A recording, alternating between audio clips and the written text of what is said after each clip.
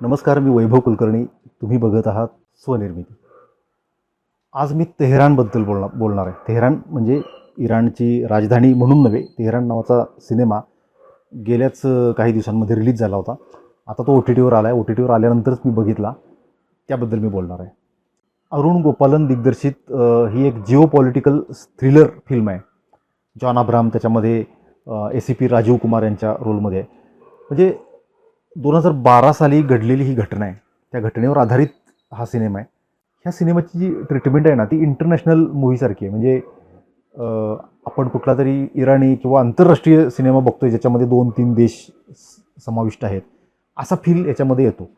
अर्थातच त्याच्यामध्ये इराण आहे, इस्रायल आहे, भारत तर आहेच आहे. आणि त्या त्या देशामधली जास्ती करून इराणमधली भाषा ती त्याच्यामध्ये आहे. त्यामुळे सगळी आपली भिस्त ही सबटायटल्सवर राहते तो पिक्चर बघताना.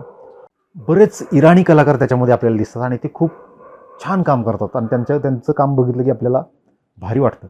कदाचित तेवढे भारी आर्टिस्ट आपल्याकडे पण आहेतच, अर्थातच आहेत.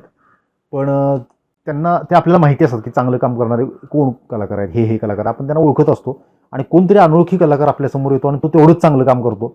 त्याचा एक वेगळा आणि चांगला अनुभव आपल्याला मिळतो तेहरान बघताना.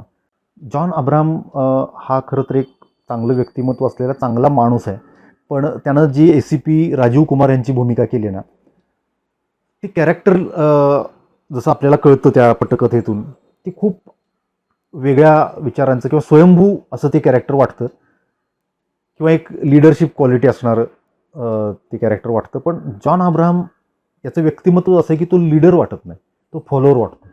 पण त्यानं ते कॅरेक्टर केलं आहे. ते 100% यशस्वी झालं आहे असं मला वाटत नाही. पण ठीक आहे, सिनेमा बघताना त्याचा कुठं आपल्याला त्रास होत नाही. आपण ते एन्जॉय करू शकतो किंवा ते बघू शकतो आणि समजून घेऊ शकतो की त्यावेळेला काय घडलेलं असू शकेल.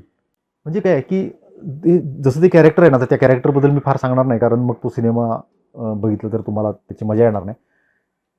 तेवढा शार्प हा वाटत नाही जॉन अब्राहम, किंवा स्मार्ट वाटत नाही. जसं ते कॅरेक्टर आहे किंवा जसं ते लिहिलं गेलं आहे तसं तो वाटत नाही.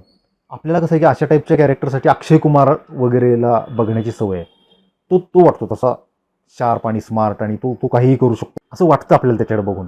पण जॉन अब्राहमनं साकारलेली ही भूमिका आपल्याला कुठंतरी, म्हणजे जर बारकाईने विचार केला तर तो करू नका तुम्ही सिनेमा बघताना, म्हणजे अजून जास्त एन्जॉय करू शकाल.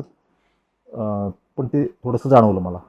इराणी कलाकारांसाठी किंवा त्याची जी ट्रीटमेंट आहे त्याच्यासाठी सिनेमा बघायला पाहिजे. सिनेमा हा बघावा का, तर हो, बघायला पाहिजे.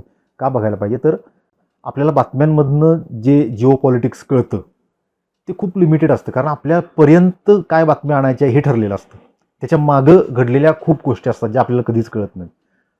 त्या कळण्यासाठी हा सिनेमा बघितला पाहिजे, नक्कीच बघितला पाहिजे. सिनेमा म्हणून त्याचं खूप क्रिटिसाइज करण्याची गरज नाही, किंवा त्याच्या पटकथेवर पण बोलता येईल वगैरे. पण तो असं समजा की तो सिनेमाचा उद्देश नाही किंवा तुम्ही तेच घ्यायला पाहिजे असं काही नाही. जिओ पॉलिटिक्स, त्याच्यातलं थ्रिल काय असतं, वेगवेगळ्या पातळ्यांवरती कसं लढलं जातं ते बघायसाठी तेहरान हा बघितलाच पाहिजे. मी तो नेटफ्लिक्सवर बघितला. मला असं वाटतं तो इतर प्लॅटफॉर्मवर पण आहे, झीवर वगैरे माझ्या बघण्यात आला. तर नक्कीच बघण्यासारखा सिनेमा आहे तेहरान, जरूर बघा. व्हिडिओ आवडला असला तर लाईक करा, शेअर करा. चॅनल सबस्क्राईब केलं नसेल तर सबस्क्राईब करा. धन्यवाद.